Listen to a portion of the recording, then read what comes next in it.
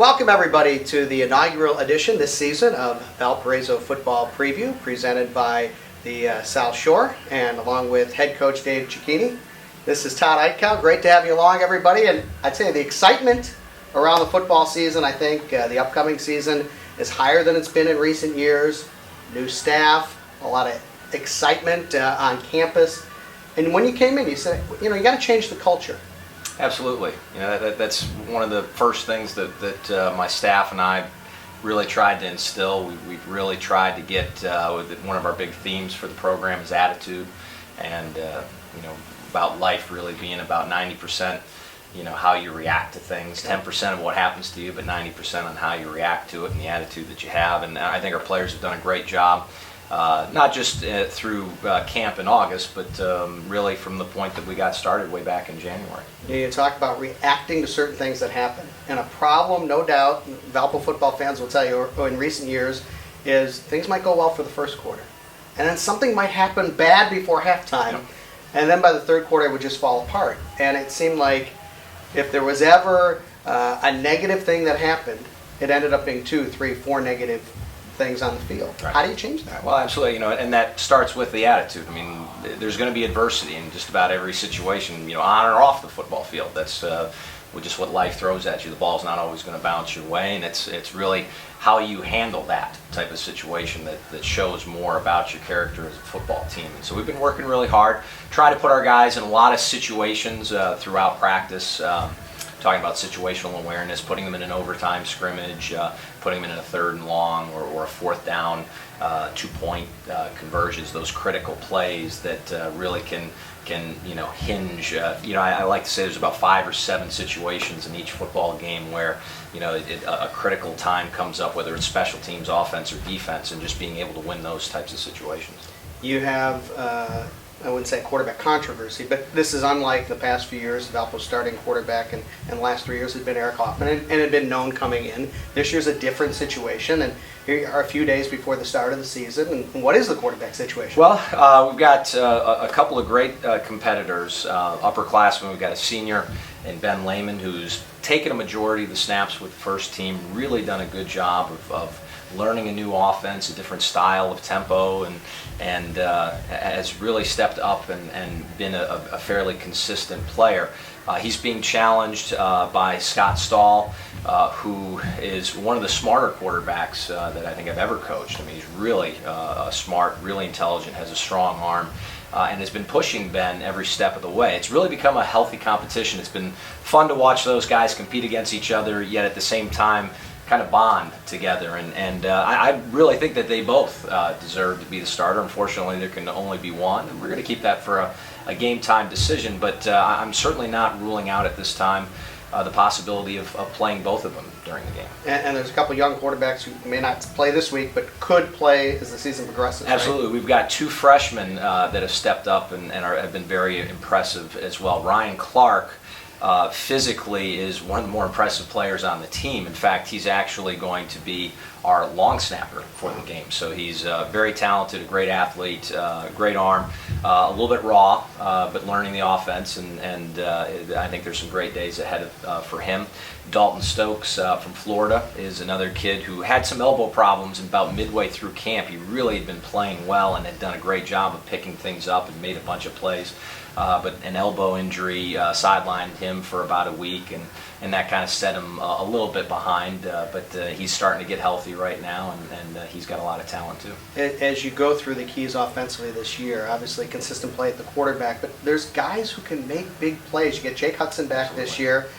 You've got a wealth of receivers who are big play guys. Certainly Tanner Karamata, the middle point of last year through the end, was one of the big play guys in the league. You got to get those guys the ball, and if you can, big plays can happen, right? Absolutely. I mean, there's no question. I think the deepest position that we have right now on the team is at the tailback position. Obviously, Jake has returned. He's healthy. He's 100%. We've got a couple of guys behind him.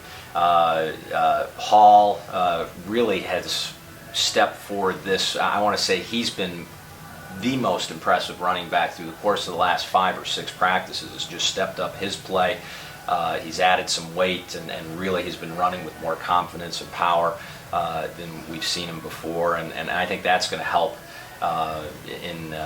as we rotate to have a bunch of different options there. Certainly against Western Illinois, we're going to have to control the clock if we're going to be able to stay in the game. Grayson Bastian is the other running back who was our most improved player in spring ball. Came back, hurt his knee a little bit at the beginning of camp, so he was out for about 10 days as well.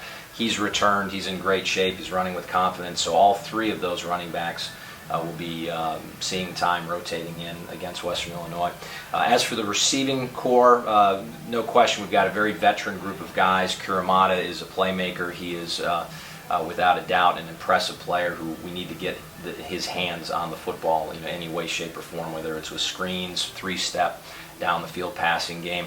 And Cassara is another guy who was a little bit more of a possession style guy a year ago, and we need to get him the football. He's an explosive player. He's a guy who can make people miss out in the open field, and he's had a pretty good camp as well. Let's go over to the defensive side of the ball, where big plays have been the big problem in recent years.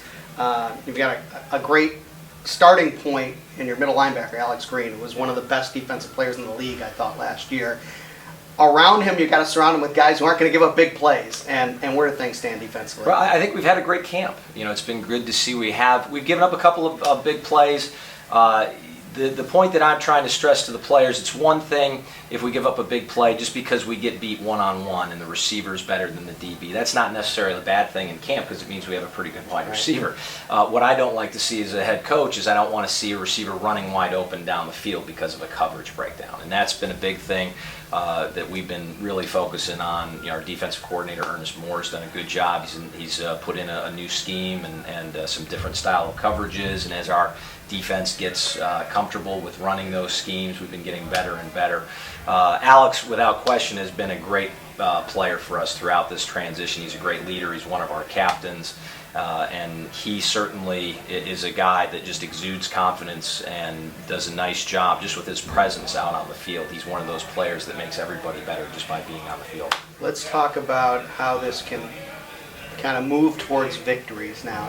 There's obviously confidence level is very, very important. It's tough opening the season at Western Illinois, but so key. If you look at right past Western Illinois, there's winnable games, and I think maybe those first 3 or 4 games to get a win or two could really turn the program around. Absolutely. We take it one game at a time. We really focus on doing the best that we can. You're right. We've got a very challenging opening opponent in Western Illinois. Their schedule, the weeks after they play us, they're playing Wisconsin, they're playing Northwestern, so we're kind of sandwiched in with some pretty good opponents, and that's the quality type of team it is. They play them in the best conference in all the FCS, so they're very talented. They return a number of players on both sides of the football. Their defense is without question going to finish in the top 10 in the nation this year. I mean, statistically it might be skewed by playing some of these Big Ten teams, but against other FCS opponents, I mean, they're legitimate. So it's a great game to just see where we stand with the best. And I think our players are excited about that. And whether we win the game or not, hopefully we can build off of that experience. So when we do move on to our next opponent, we're a better, stronger football. They've got, I think it's 17 starters back. As you said, they play in the number 1 league, the Missouri Valley Football Conference. And even though they only won 4 games last year, they had one of the toughest schedules. So you can't really look at their 4 wins as being a normal opponent that had 4 wins. You've been to Macomb before, I think, right? As an assistant at Lehigh? Yeah, I was very fortunate in the playoffs when I was coaching at Lehigh as the offensive coordinator. We went to Macomb and played them in the first round of the NCAA playoffs. We were fortunate enough to get a big win in that. That was a fond memory, so hopefully we can go out and make some more. Good luck this week. Great. Thank you very much. Thanks to head coach Dave Cecchini, and we'll talk to you next week. So long on Valpo Football Preview, presented by the South Shore.